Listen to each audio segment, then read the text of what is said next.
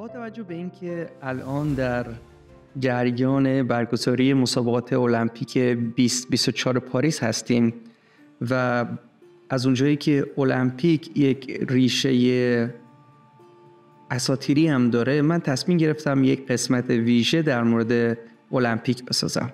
المپیک جدا از اینکه ریشه اساطیری داره، ریشه تاریخی هم داره. چیزی که از تاریخ برمیاد اینه که المپیک در سال 776 قبل از میلاد برای اولین بار برگزار شد. این بحث تاریخی المپیکه. اما بحث اسطوره‌ای المپیک یه ماجرای دیگه است. یعنی توی اسطوره شناسی ما میگیم که المپیک رو هراکلس یا همون هرکول بنا نهاده. خاستگاه مسابقات المپیک شهر المپیا توی یونان باستانه. بهتره از واژه شهر استفاده نکنیم چون المپیا شهر نبوده. المپیا یک جایی بوده که معبد زئوس اونجا قرار داشته و این المپیا با اون مانت اولمپس یا کوه المپ فرق داره. این یه مکانی بوده که مردم بهش رفت آمد میکردن، اما کوه المپ یک جاییه که خدایان توش زندگی میکردن. این با هم فرق داره و باید اینو بدونیم. اما این مکان چون که سانکچوری زئوس یا معبد زئوس بوده، ارتباط مستقیمی با کوه المپ و خدایان کوه المپ داشت. به این منظور من اومدم از تصاویر بازی اساسن کرید آدیسی یا همون اودیسه استفاده کردم که بچهای یوبیسافت خیلی تمیز و قشنگ اومدن این رو درآوردن و شهر رو خیلی زیبا بازسازی کردن توی این بازی. ما با استفاده از این بازی که وجود داره یک قدمی توی شهر میزنیم و به المپیک و نمادهای المپیک و مسائلی که توی المپیک وجود داشته میپردازیم. قبل از اون میریم سراغ داستان المپیک که اصلا چجوری به وجود اومده. چند تا روایت وجود داره، ولی اون روایتی که حالا من فکر میکنم هم جذابتر هم به کار ما نزدیکتره، روایت بنا گذاشتن المپیک توسط هراکلس یا همون هرکول هستش. داستان از این قراره که هرکول وقتی که خان دهم از 10 تا خانی رو که قرار بوده انجام بده رو انجام میده و کارش تموم میشه، برای اینکه بیاد این تموم شدن این جریان رو جشن بگیره، میاد مسابقات المپیک رو برگزار میکنه و همه پهلوانان و قهرمانان یونان رو دعوت میکنه به شهر المپیا تا اونجا با هم مسابقه بدن برای خوشنودی و تشکر از زئوس که همراهش بوده توی مسابقات. البته ناگفته نمونه که بعد از این ماجرا 2 تا از خانای 10گانه هرکول پذیرفته نمیشه و هرکول مجبور میشه باز به مأموریت بره و 2 تا مأموریت دیگه انجام بده تا از تو 12 تا خانی که انجام میده 10 تاش پذیرفته بشه. هراکلس یا همون هرکول همچنین میاد یک درخت زیتون رو اونجا میکاره تا از برگ‌های اون درخت و شاخه‌های اون درخت در آینده تاج ساخته بشه برای اینکه بذارن رو سر قهرمانان. یعنی این درخت خیلی مقدس و مهمی اونجا هست، به اضافه معبد زئوس و بقیه چیزهایی که اونجا هست رو میگن هراکلس یا همون هرکول بنا نهاده و اولین مسابقات المپیک رو برگزار کرده. این بخش اسطوره‌ایشه. حالا میریم سراغ بخش تاریخی و چیزهایی که وجود داشته رو توی شهر المپیا با هم میبینیم. لازم توضیح بدم که بازی‌های المپیک یک بازی‌های کاملا مردانه بودن و زنان نه تنها حق شرکت نداشتن، حتی حق تماشای بازی‌ها رو هم نداشتن. به خصوص زنان متأهل که اگر حالا قایمکی یا توی لباس مبدل خیلی وقتا سعی میکردن وارد بشن و بازی‌ها رو تماشا بکنن، تبعات بدی براشون داشت. جدا از بی‌آبرو شدن و آبروریزی، جریمه‌های سنگین و عواقب خیلی بدی براشون داشت. اما این به این معنی نیست که حالا به هیچ وجه زنان حق نداشتن کار ورزشی بکنن. این نکته رو بگم که جامعه یونان باستان یک جامعه کاملا مردسالار بوده و تشویق و تمایل جامعه به این سمت بوده که زنان مشغول همون خانه‌داری و بچه‌داری و چنین چیزهایی باشن و حتی زنا رو از فعالیت‌های سنگین ورزشی منع می‌کردن و جنگ و اینا هیچ کدوم مال زنا نبوده. میگفتن زنا وظیفه‌شون بچه‌داری و خانواده و ایناست. منهای زنان اسپارتا که حالا اسپارتا هم یکی از بخش‌های یونان باستان بوده، اسپارتایی‌ها زنان رو تشویق می‌کردن که هم تو جنگ باشن، هم زنان به شدت تنومند و قوی و جنگجو بودن. طور کلیت جامعه یونان زنان رو خیلی داخل ماجرای ورزشی نمی‌کرد. با این حال توی همین المپیا یک بدی وجود داره که متعلق به هرا هستش و بازی‌های هرایی اونجا برگزار می‌شده که نوع زنانه بازی‌های المپیک بوده و هر 4 سال یک بار هم برگزار می‌شده.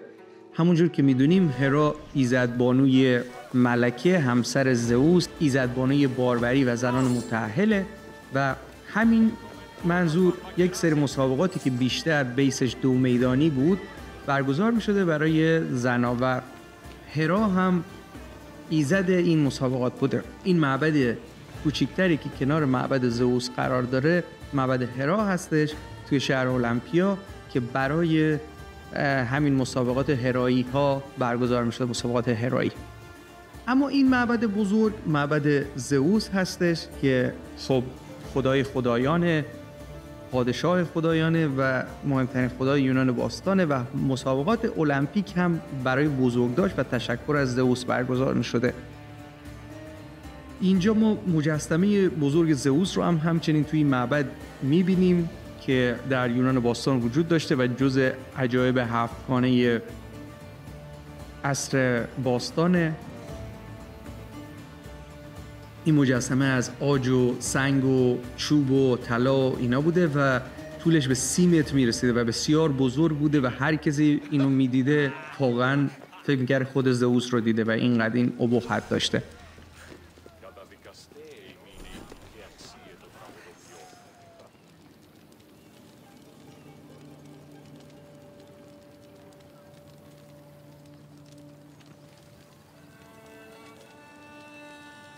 ساختمان دیگه‌ای که اینجا وجود داره و خیلی ساختمان مهمی است ساختمان پریتانیوم هستش. مهمترین بخش این ساختمان وجود یک آتش مقدس توی ساختمان بوده که این آتش برای روشن کردن مشعل‌های بازی و مشعل‌های کل اون مکان المپیا استفاده می‌شده و این آتش مقدسی بوده که همکنون هم این آتش مشعل المپیک و روشن کردن مشعل المپیک از همینجا شروع میشه و همون سنت باستانی رو ما در امروزه داریم انجام میدیم و از همون آتش داریم استفاده میکنیم. در یونان باستان 3 تا جای مهم توی المپیا بوده برای برگزاری مسابقات که یکی یکی هر کدوم رو نشون میدیم و راجبشون صحبت میکنیم. مهمترین یا شاید اولین چیزی که ورزشکارا واردش میشدن جیمنازیوم بوده یا همون جیمی که امروزه به کار میبرن برای آماده شدن ورزشکارا و تمرین کردن. جیمنازیوم 2 بخش داشته، یه بخش درونی و یک بخش بیرونی که مردم هم میتونستن بشینن و تماشا کنن. مردم که میگن با زنها حق نداشتن همچنان بشینن. البته گفته میشه که دختران مجرد تا یه سنی اجازه داشتن حالا بیان ولی زنان متأهل به هیچ وجه. و تمرین میکردن تو جیمنازیوم و آماده میشدن برای مسابقات ورزشی.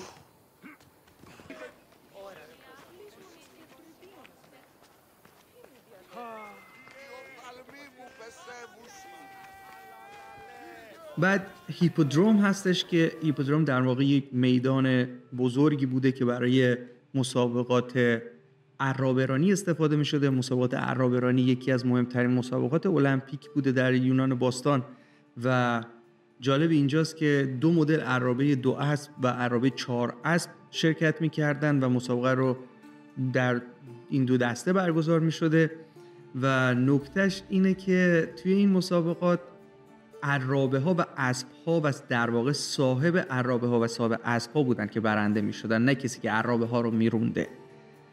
برای همین مثلا پیش میمده کسایی با چندین عرابه شرکت میکردن توی جشن، با چندین اسب و چندین عرابه. جایگاه بعدی استادیون هستش که امروزه بهش میگن استادیوم، در واقع در یونان باستان بهش میگفتن استادیون و یک مثل همون استادیوم امروزی خودمونه، یک مستطیل شکل بزرگ که 192 متر بوده طولش، یه مستطیلی که طولش 192 متر بوده یا به قول امریکایی‌ها 600 پا یا 600 فوت و این برای مسابقات چندگانه دویدن و کشتی و اینا برگزار می‌شده. حالا به طور خاص راجع به یکی یکی این مسابقات این بازی‌ها بیشتر صحبت می‌کنیم که هر کدوم از این بازی‌ها چه بازی‌هایی بودن که توی یونان باستان برگزار می‌شدن. یکی از مسابقاتی که توی المپیک باستان برگزار می‌شده مسابقات پنتاتلون بوده که از اسمش مشخص، پنتا یعنی 5، مسابقات 5گانه‌ای بودن که شامل دویدن، پرش طول، پرتاب دیسک، پرتاب نیزه و کشتی بودن. این مسابقات چند جانبه جزو مهمترین مسابقات بوده، چون کسی که تو اینا میتونسته برنده بشه در واقع یک پهلوان همه کاره بوده. اینجا میبینیم که این دوستانمون دارن تمرین میکنن و خودشون رو برای این مسابقات آماده میکنن. یه مسابقه دیگه داشتیم به اسم پانکراتیون، یکی از مسابقات خشن کشتی بوده، یعنی در واقع چجوری بهتون میگم، کشتی نبوده، دعوا بوده. تو این مسابقات تقریبا میشه بگه همه کاری آزاد بوده، البته یک محدودیت‌هایی هم وجود داشته. تو این کشتی‌ها یه سری قوانین خاص خودش رو داشته و مهمترین چیز این که گاز گرفتن و اینا ممنوع بوده، فشار دادن حالت تناسلی و اعضای جوار جنسی، در واقع گرفتن بیضه و اینا ممنوع بوده.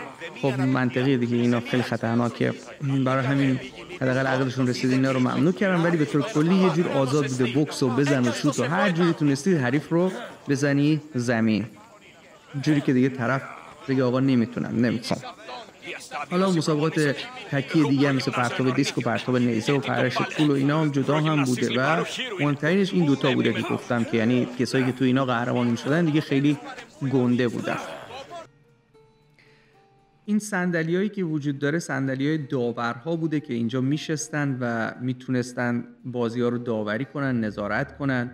و نکته مهم اینه که فقط راهبه‌های معبد که زن بودن و جز کارشون کار معبد بوده امکان داشته با عنوان داور انتخاب بشن و میتونستن این بازی‌ها رو تماشا کنن و داوری کنن. بقیه زنان همونجوری که گفتم اجازه نداشتن.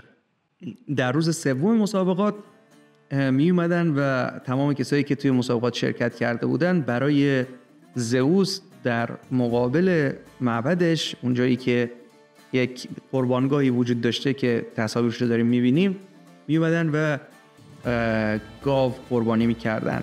به این مراسم قربانی کردن بهش میگفتن هکوتوم یا اکوتوم که به معنی 100 گاو هست. 100 گاو یعنی بعد در روز سوم می اومدن 100 گاو به افتخار زئوس قربانی میکردن که حالا خیلی مراسم با شکوهی داشته. اول از همه گاوها باید خیلی بی‌عیب و نقص بودن، گاوهای خیلی درجه یکی بودن، سالم باشن. اگر سالم نبودن اینا رو برمیگردوندن و یعنی حذف میشدن مرحله قربانی کردن. گاوها باید خیلی تر و تمیز بودن، خیلی شیک بودن و بعد اینا رو میومدن آراسته‌شون میکردن، با گل و میشستنشون و تر تمیزشون میکردن، با آب رودخانه‌ای که اونجا بوده اینا رو تطهیر میکردن. بعد روی اون معبدی که اونجا وجود داشته، روی اون قسمت زپ معبد یا التر معبد اونا رو میخوابوندن و کاهن معبد میومده با یک مراسم خاصی اینا رو ذبح میکرده و حالا بخشای اینجاش خیلی بامزه است و میومدن یک تیکه از استخوان ران گاو رو همراه با چربی توی چربی میپیچیدن و این رو میسوزوندن که در واقع این میشد غذای سحن خدایان. یونانیان باستان این اعتقاد رو داشتن که خدایان وقتی چیزی رو قربان میکنن، خدایان استخوان و چربی رو میخوان، گوشت و بقیه چیزهای گاو مال انسانه. حالا داستان اینم برمیگرده بازم از یک ماجرای اساطیری که خیلی داستان بامزه‌ایه. میگه بعد از اینکه زئوس اومد و انسان رو خلق کرد، یعنی دستور داد به پرومتئوس تا انسان رو خلق کنه، بعد بهش گفت این آدمی، انسانی که خلق کردی حالا باید هر چند وقت یک بار برای ما قربانی کنه.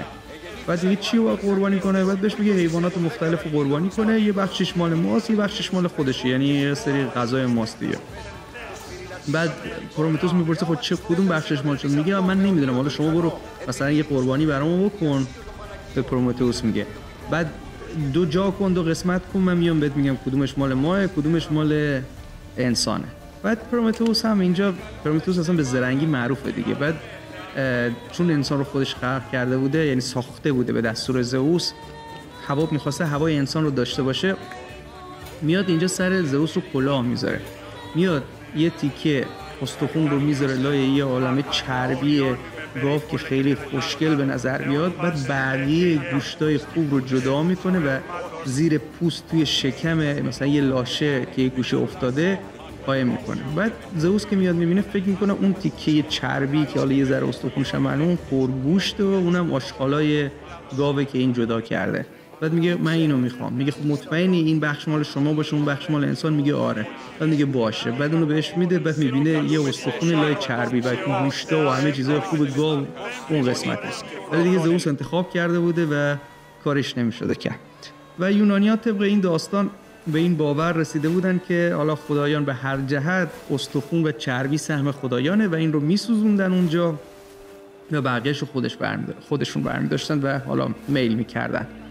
حالا این استخونه که اینا اینجا میسوخت. بعد اینجا اگر دقت کنید تو این معبد دارید میبینید دیگه توی این قربانگاه که پر از خاکستر اطراف. اینا این خاکستر رو جمع نمی‌کنن. این خاکستر همینجا روی همدیگه جمع میشد تو این مراسم طولانی. بعد هر چند وقت یک بار اینا رو خاکستر رو جمع می‌کردن و با آب رودخونه با اینا قالب می‌گرفتن و یک سری خشت درست می‌کردن و دوباره این معبد رو یعنی همین قربانگاه رو با همین آجرها می‌ساختن و گسترش می‌دادن. یعنی هر چی هست اینجا همش خاکستر استخوان‌ها و چوب‌هایی که سوخته. میرسیم به درخت زیتون مقدس. اینه که گفتیم درخت زیتون مقدس رو هرکول کاشته و اینجا این درخت برای برگاش برای ساختن تاج و گذاشتن رو سر قهرمانان به کار میرفته و درخت خیلی مقدس و مهمی تو شهر که چرس کنم توی المپیا بوده، چون المپیا رو نمیشه بگی شهر بوده. آخر مسابقات خب جوایز رو اهدا میکردن و جشن بزرگی میگرفتن و یکی از نکات مهم المپیک این بوده که تو این دوره اگر هم بین بخشایی از یونان کدورت و جنگی بوده این موقع اینو کنار میذاشتن و نماد صلح بوده و اجازه داشتن ورزشکارا در راههای کشور به راحتی سفر کنن و برن تا برسن به این المپیا برسن.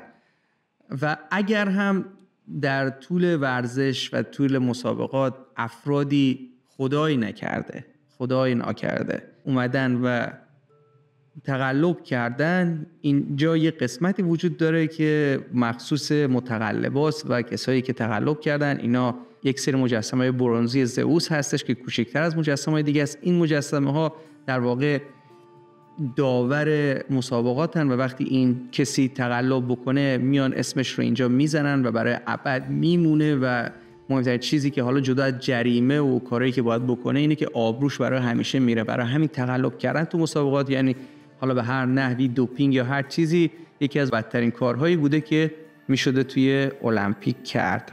این بوده از ماجرای پیدایش المپیک از دید اسطوره‌شناسی و یک نگاه تاریخی، همچنین یک گشت و گذاری توی فضای 3D و ساخته شده شهر المپیا. اگر از این قسمت هم لذت بردید لایک یادتون نره. با سابسکرایب کردن این کانال ویدیوهای جدید رو از دست ندید. سوالی دارید حتما زیر کامنت کنید. متشکرم.